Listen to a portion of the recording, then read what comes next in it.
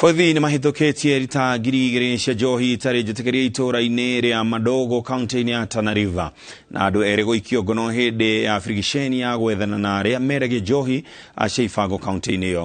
Frigisheni ĩno ĩtabanĩtio thutha wa ngero cia ũici na andũ kũũragwo kũingĩha gũkĩrĩkana nginyagia arutwo nĩ morĩire njohi-inĩ ici, ũndũ ũrĩa rĩu ũtũmĩte ũmaramari ũingĩhe.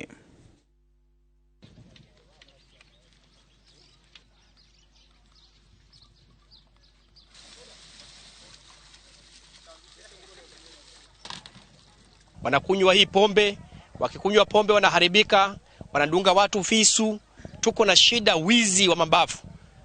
Mororo, huwezi ukatembea na simu hii ya kawaida, lazima utembee na simu ya mulika mwizi. Ukitembea na simu ya kawaida mchana, si usiku, unanyang'anywa wazi. Jamii yote, maheadman wote tumeshikana ili tupigane na hii pombe haramu kwa sababu inaumiza vijana wetu. Mororo imekuwa tisho, hakuna mtu anaweza tembea.